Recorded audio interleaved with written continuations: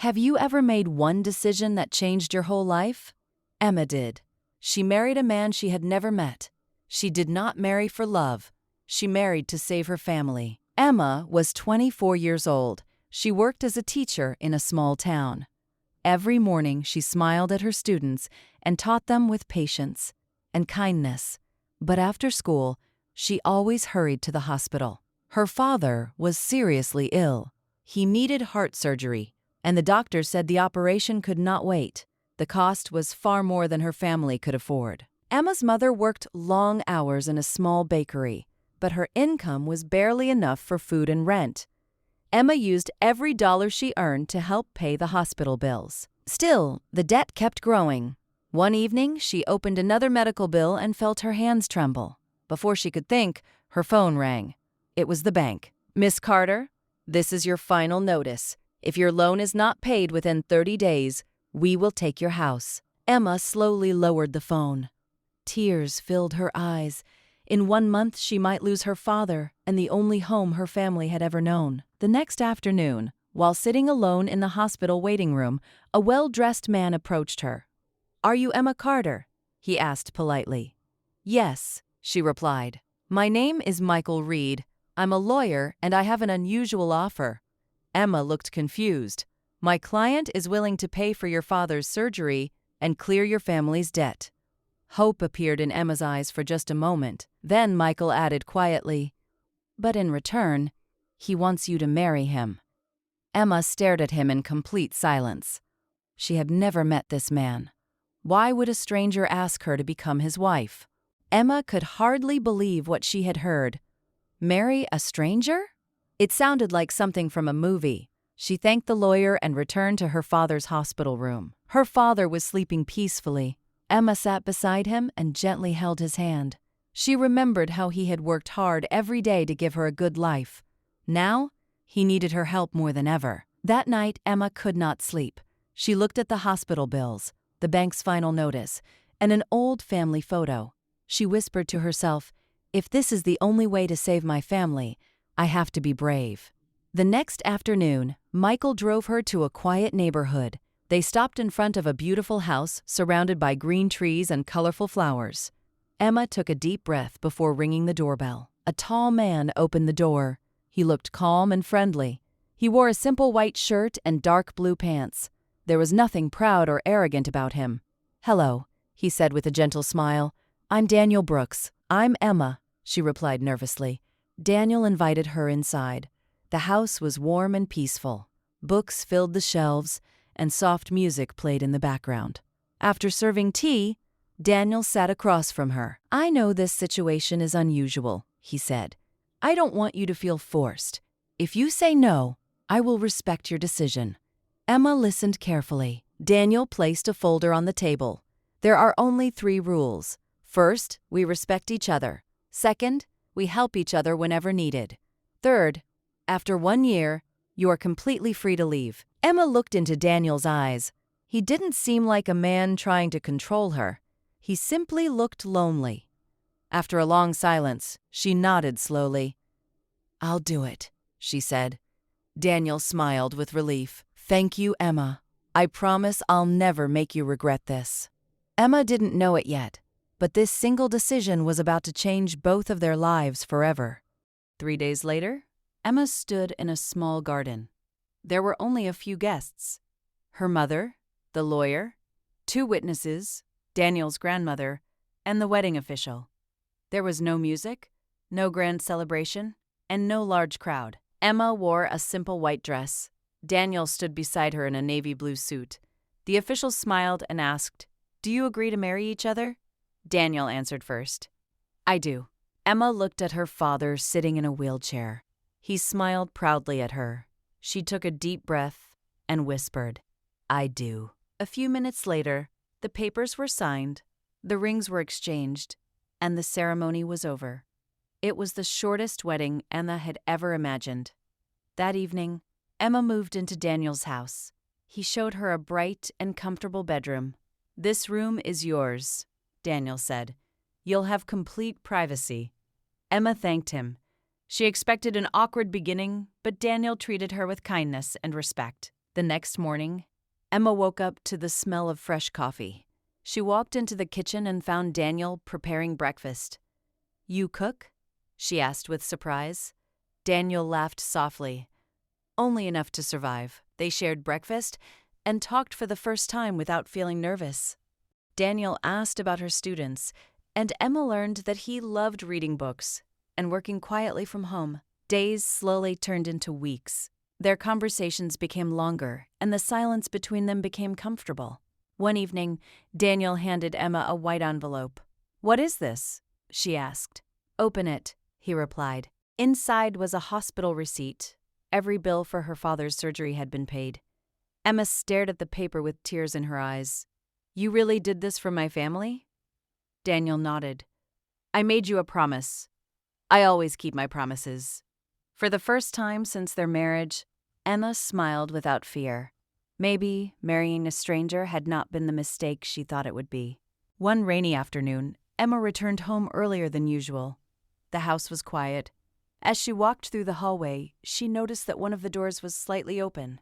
It was the only room Daniel had always kept locked. She hesitated for a moment, then gently pushed the door open. Inside, the room was covered with white sheets. Dust filled the air. On the walls were dozens of photographs of the same young woman. She had long black hair and a bright smile. A beautiful wedding dress hung beside the window, untouched for years. Emma quietly stepped closer. Suddenly, she heard footsteps behind her. "Emma?" Daniel said softly. She turned around. "I'm sorry," she whispered. "I didn't mean to come in." Daniel looked at the photographs for a long moment. "Her name was Lily," he said. "She was my fiancée." Emma stayed silent.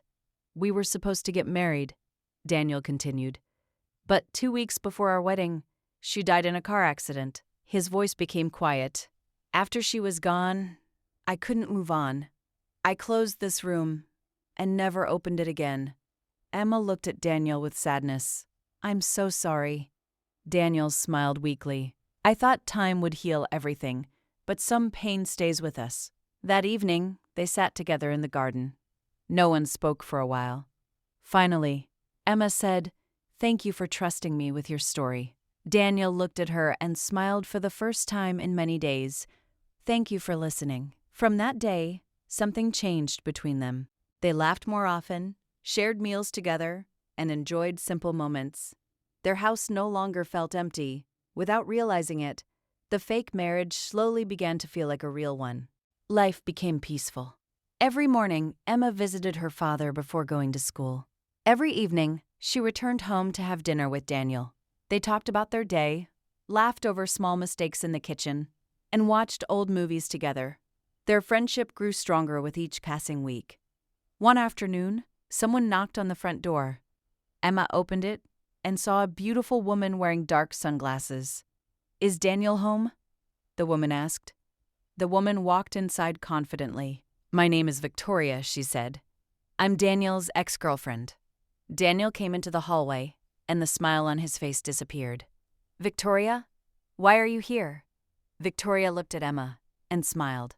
"Do you know why Daniel chose you?" Emma looked confused. Victoria pointed toward one of Lily's photographs on the wall. "You remind him of her." Emma slowly turned toward the picture.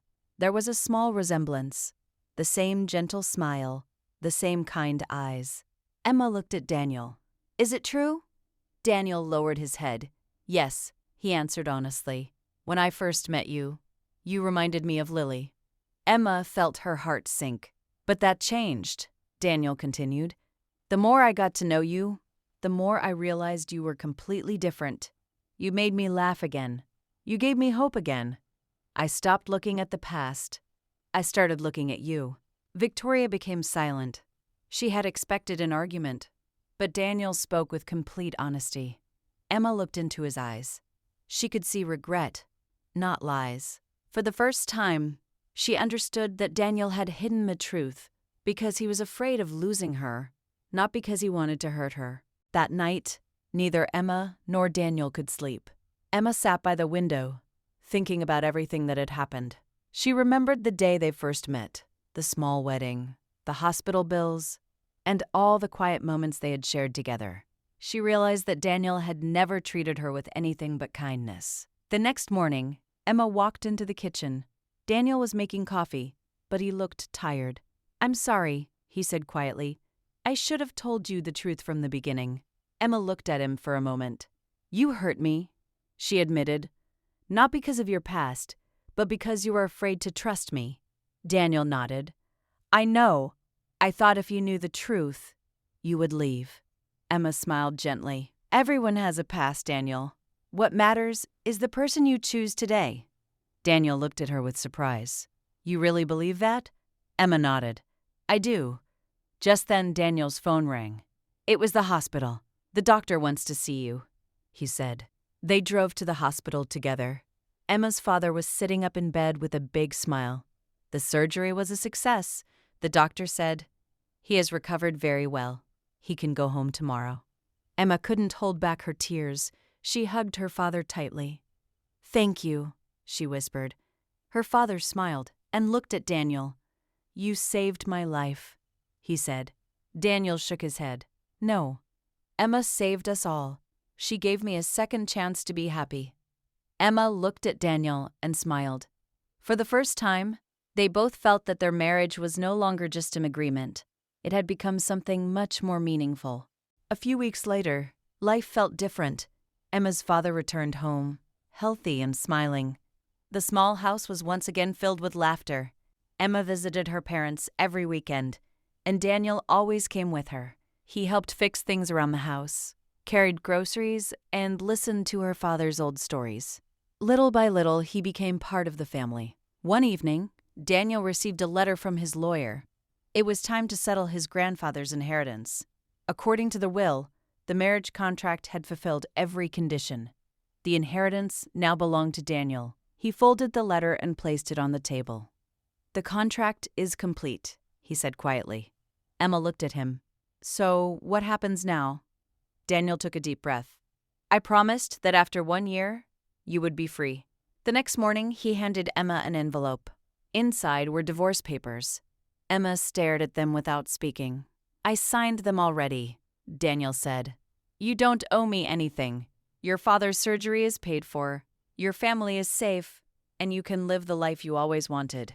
Emma slowly closed the envelope. She looked into Daniel's eyes. "Is this really what you want?" Daniel forced a smile.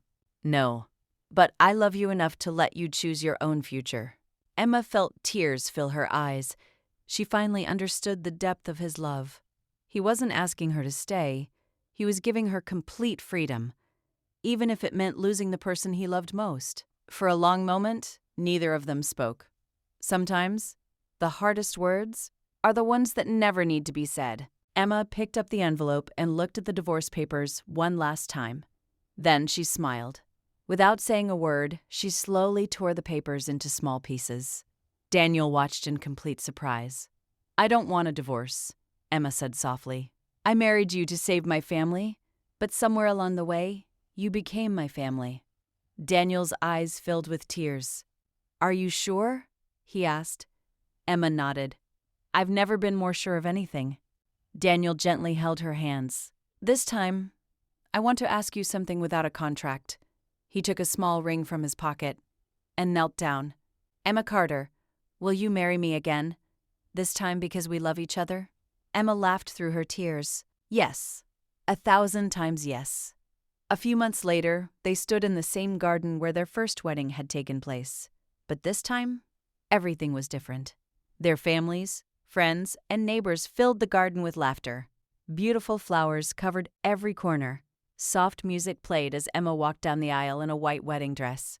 The minister smiled. "Do you promise to love and respect each other for the rest of your lives?" Daniel looked at Emma. "I do." Emma smiled brightly. "I do." Everyone clapped as they exchanged new wedding rings. There were no rules, no promises on paper, and no time limit. There was only love. Years later, Emma and Daniel opened a free learning center for children from poor families. Every child received a chance to learn, just as life had given them a second chance. Emma often smiled when people asked how she met her husband. She always gave the same answer: "I married a stranger to save my family. But kindness turned that stranger into the love of my life."